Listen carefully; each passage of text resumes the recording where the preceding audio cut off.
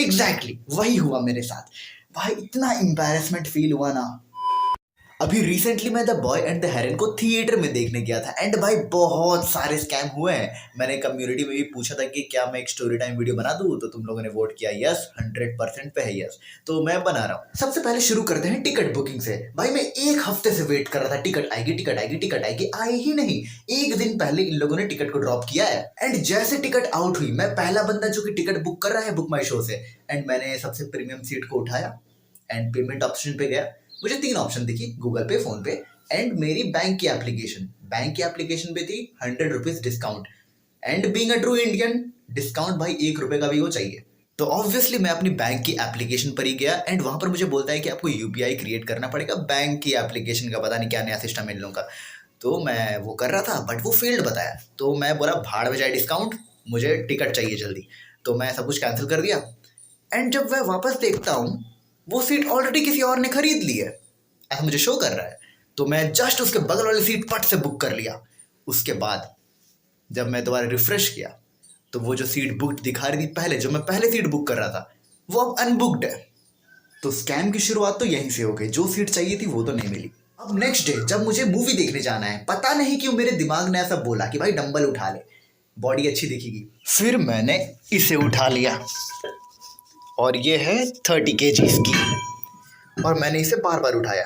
पता नहीं मेरे दिमाग ने कौन सी नशे की गोली खा ली थी कि भाई एक दिन डंबल उठा लेने से बॉडी किसकी बनती है। बट क्योंकि मैं बहुत ज्यादा एक्साइटेड था, मैं एकदम जोश में बार बार इस बारबल को उठा करके अपनी शोल्डर को इंजर कर लिया। हाँ मुझे पता है मैं वही हूँ जो तुम अपने माइंड में बोल रहे हो। अब ऐसे तो मैं बहुत गंदा आदमी हूँ, मैं हफ्तों भर नहीं नहाता, गर्मी में भी। बट क्योंकि मुझे थिएटर जाना था तो मैं नहाने चल गया, क्योंकि मैं नहीं चाहता कि भाई मेरे आसपास से गुजरती हुई लड़की मुझे सूंघ करके मर जाए। अब मेरा जो शो था वो था सुबह 10 बजे का और मैं घर से निकला सुबह 8 बजे। अब अगर तुम लोग मुंबई या दिल्ली में रहते हो तो तुम्हें ये टाइम ठीक ठाक लग रहा होगा निकलने के लिए। बट मैं जहाँ रहता हूँ, मैं जमशेदपुर में रहता हूँ, यहाँ पे कोई ट्रैफिक नहीं है। भाई आधे घंटे में पहुंच जाऊंगा थिएटर। मैं इतने जल्दी क्यों निकला? क्योंकि मुझे मॉल से कुछ सामान लेना था। तो मैं सोचा कि मॉल से सामान ले लूंगा, उसके बाद मस्त थिएटर में बैठ के मूवी देखूंगा। तो मैं अराउंड 8:40 तक पहुंच गया मॉल एंड वहां जाकर के मैं देखता हूँ कि कोई है ही नहीं, ना भीड़ है ना कुछ है। पहले तो मुझे डाउट हो गया कि भाई कुछ हो गया क्या। उसके बाद फिर मैं जब गार्ड के पास गया, मैं बोला इतना खाली क्यों है? बोलता है कि सर अभी कहाँ खुलता है, अभी तो खुला ही नहीं है। भाई मुझे लिटरली उस दिन पता चला कि मॉल 11 बजे खुलती है। मुझे नहीं पता था, मुझे लगता था कि भाई वो ओवरनाइट चलती है, 24 घंटे चलती है, मुझे ऐसा लगता था। ये सब घर में चार दीवारी के अंदर रहने के साइड इफेक्ट्स है। मैं कहीं नहीं घूमता, कभी कुछ नहीं करता, क्योंकि ये तो बस एनिमे मूवी लगी थी इसलिए मैं घर से निकला हूँ। तो भाई मैं वो पहला बंदा जो मॉल एंटर किया और लिटरली कोई भी नहीं है। अबे स्टाफ तक नहीं था वहां पर। मैं आराम से अंदर गया, हर एक फ्लोर के हर एक कोने कोने को चप्पे चप्पे तक मैंने राउंड मारा है वहां पर। कभी यहाँ बैठ रहा हूँ, कभी वहां कुछ कर रहा हूँ, कभी चले जा रहा हूँ, कभी फोटोज ले रहा हूँ, कभी वीडियोज ले रहा हूँ। भाई लग रहा था बाप का मॉल है मेरा। एक बार को मैंने ये सोच लिया कि भाई अगर मॉल में कुछ कांड हो गया ना, सबसे पहले मुझे ही पकड़ेंगे। अब मुझे इतनी देर टाइम पास तो करना था, तो मैंने क्या किया, एलिवेटर होती है ना, वो तो बंद पड़ी थी, तो मैं एलिवेटर से बार बार ऊपर नीचे ऊपर नीचे ऊपर नीचे हो रहा था। हाँ देश तरक्की करी जाएगा मेरे ऊपर नीचे होने से। अब फाइनली आई मूवी देखने का टाइम। तो भाई मेरा सबसे बड़ा कंसर्न तो ये था कि कितने बंदे आएंगे, क्योंकि जब मैं टिकट बुक कर रहा था तब बस 6 बंदों ने बुक किया था। तो अब देखो ऐसा नहीं है कि बंदे नहीं आए, बंदे आए, बंदों की नंबर जंप कर गई 6 से 8 पर, अ ह्यूज डिफरेंस। अब देखो ऐसा भी नहीं है कि मूवी चैन से देख लिया हो, क्योंकि मूवी मैंने बुक किया था इंग्लिश, इन लोगों ने प्ले किया जापानीज। मतलब भाई इंग्लिश का वहां पे मतलब क्या हुआ? इंग्लिश सबटाइटल देना है, अगर मान लो वहां पे जापानीज होती क्या देते, जापानीज सबटाइटल।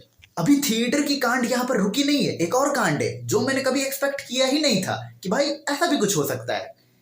कोई भी मूवी या कोई भी एनिमे जब भी थिएटर में लगती है क्या होता है, first half, then interval, then second half, ठीक है। हमें 2 इंटरवल देखने को मिले हैं।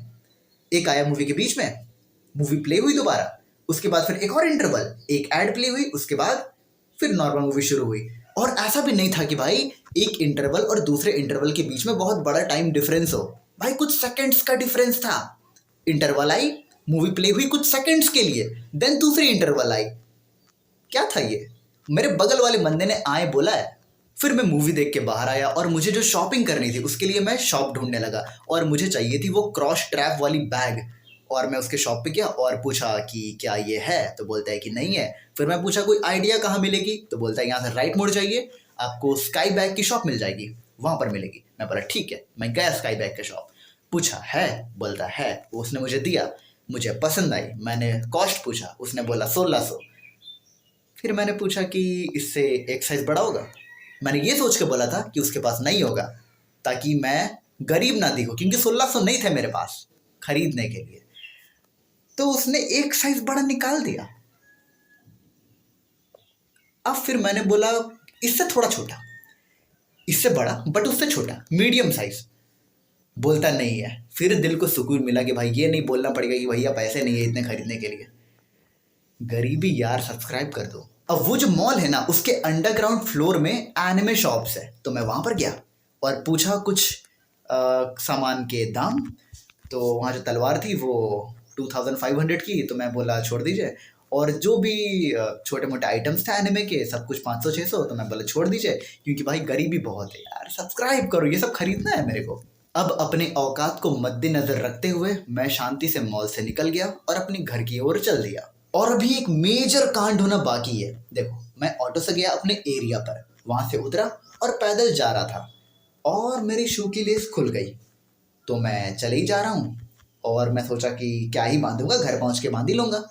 मैं चल रहा हूँ चल रहा हूँ चल रहा हूँ, पीछे से एक लड़की आती है। ऐसे आई और बोली आपकी शू की लेस खुली है। मैं उसको देखा, कोई रिएक्शन ही नहीं है मेरा, ना थैंक यू बोला, ना कुछ, ना स्माइल, ना कुछ, कुछ नहीं। मैं सीधा नीचे झुका, शू की लेस बांधा, वो आगे निकल गई। फिर जब मैं खड़ा हुआ फिर मुझे रियलाइज हुआ कि एक्चुअली मुझे थैंक यू बोलना था। तो मैं आगे गया और मैं माइंड में इमेजिन कर रहा हूँ कि हाँ मैं ऐसे थैंक यू बोलूँगा उसे। मैं जाऊँगा, ओवरटेक करूँगा, पीछे मुड़ूंगा, बोलूँगा थैंक यू, बाय, चल दूंगा। अब ये मैं इमेजिन करते करते रोड देख ही नहीं रहा हूँ। वो लड़की अचानक से पीछे मुड़ गई है और मेरे एकदम मुंह के सामने मेरी फटी और मेरे मुंह से आवाज निकली थैंक यू। वो भी कैसी आवाज मैं बता रहा हूँ। रोमांटिक मूवीज के एनिमेज देखी है ना, उसमें जब जो प्रोटैगनिस्ट होता है वो कुछ कन्फेस करने जाता है, बट जब एक्चुअली बोलता है तो एकदम अजीब सी बैठी हुई लड़की जैसी वॉइस आती है। एग्जैक्टली वही हुआ मेरे साथ। भाई इतना एम्बैरेसमेंट फील हुआ ना, बहुत ज़्यादा। बस इतना ही कुछ हुआ था और फिर घर गया, स्क्रिप्ट लिखा, वीडियो शूट वगैरह वो सब किया एंड शाम को निकला था तो पैर कट गया, ब्लीड हो रही थी एंड बस वही दिन थोड़ा सा खराब था। बस हो गया, बाय, चलो सब्सक्राइब करो।